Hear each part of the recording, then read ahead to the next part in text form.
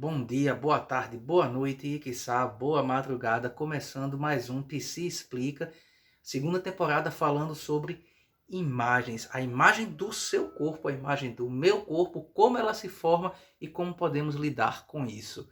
Se não é inscrito no canal, já sabe, se inscreve, já deixa o seu like para não esquecer, comenta, compartilha para ajudar no projeto e me siga nas redes sociais e ative a notificação em cada uma delas para me ajudar, tá certo? E agora vamos direto para o assunto.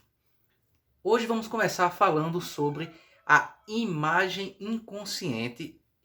E o que seria essa imagem inconsciente? A imagem inconsciente é a forma como, ainda durante o nosso processo inicial de maturação, tentamos lidar com a ausência daquilo que não vemos.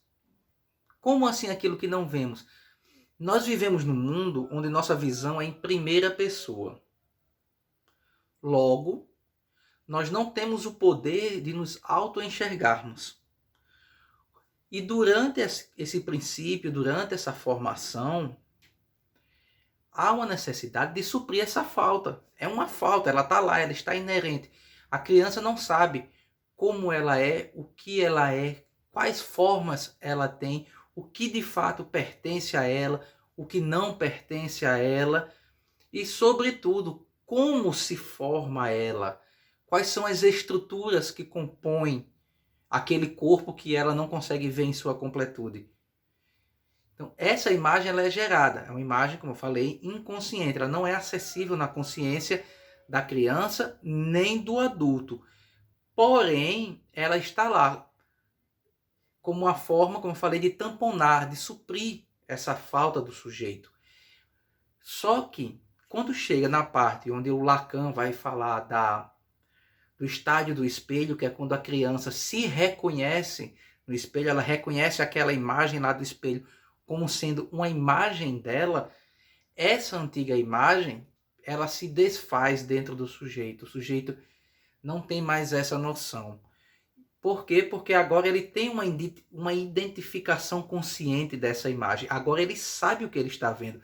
Ele pode agora dizer, eu sou este. E é isso que a criança faz. Ela se reconhece, ela deixa de brincar com o espelho e passa a ser a entidade que está lá no espelho, aquela imagem especular. Então, ela passa a ter consciência de que aquela forma ali apresentada é o que ela não vê, é o que ela não enxerga, mas é ela. Então, essa imagem consciente, ela não se torna mais tão necessária quanto antes. A Françoise Doutor, que trabalha muito com essa questão e tem um livro dela, A Criança no Espelho, é um livro fantástico, é um livro fininho, ela e o Násio. Então ela cita relatos de crianças, por exemplo, em hospitais, pesquisa que ela fez, a percepção da criança em relação ao corpo, que as crianças elas sofrem menos em casos de amputação de membros do que adultos, porque a criança ainda está com essa imagem inconsciente, ela ainda não tem a imagem total do seu corpo.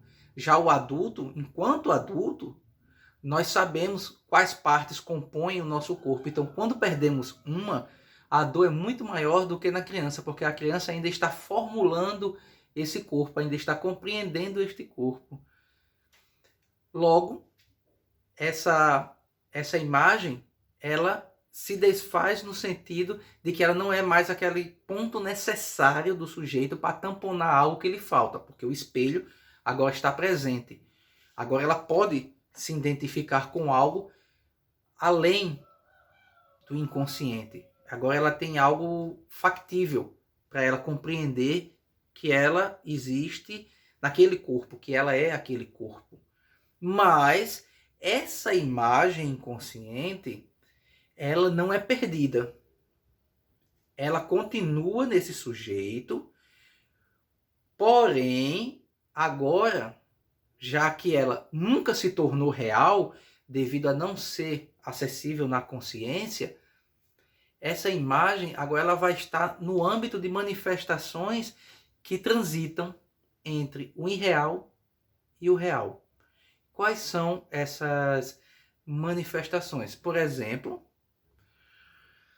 manifestações psicossomáticas. O corpo como eu já falei em outros vídeos, na questão da histeria, da neurose, o corpo ele somatiza, o corpo ele fala através da mente pelo adoecimento psíquico, do que você não conseguiu verbalizar, esse corpo ele vai falar.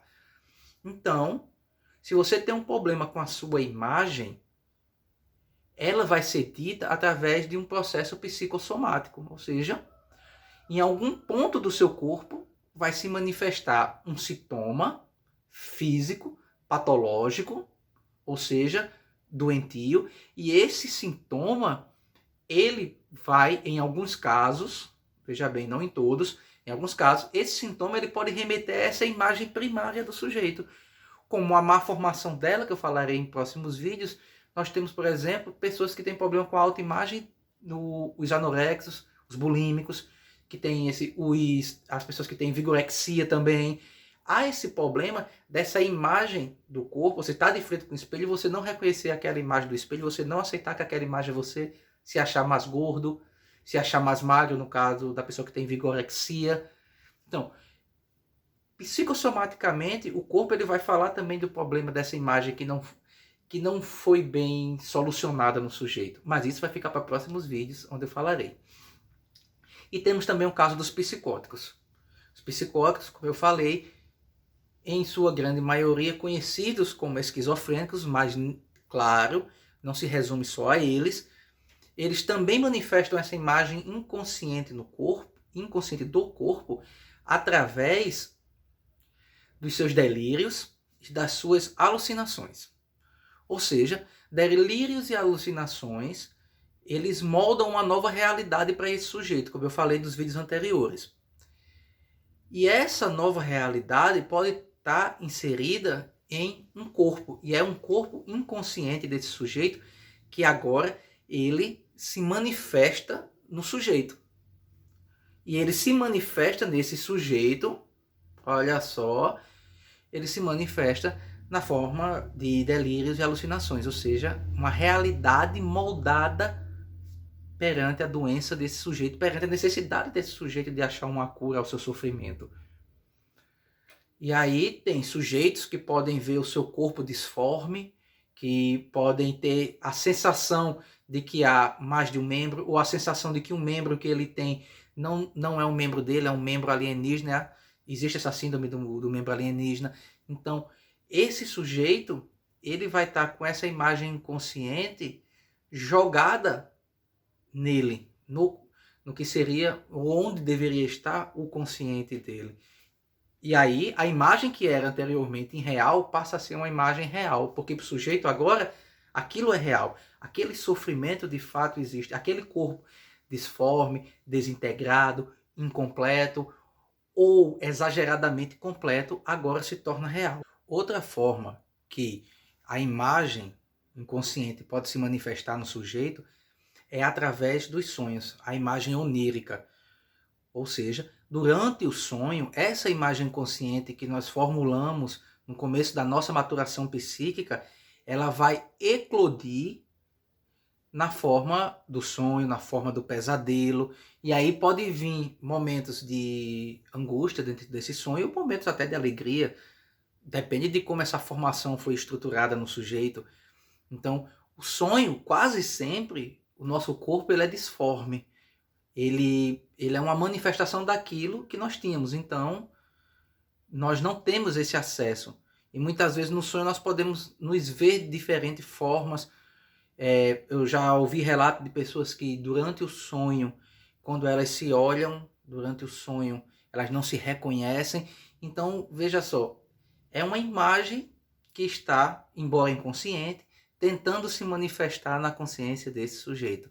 Então, nós temos essas 3 possíveis manifestações: os sonhos, a psicossomática, ou seja, o corpo falando através do que está no inconsciente, e principalmente nessa questão dos psicóticos, onde há essa deformidade que o inconsciente é jogado para o consciente e se torna real. Eu espero que vocês tenham gostado. Se chegou até aqui e ainda não deixou o seu like, não se esqueça, por favor, deixe uma curtida, comente e compartilhe para ajudar no meu projeto. E até a próxima, gente. Muito obrigado.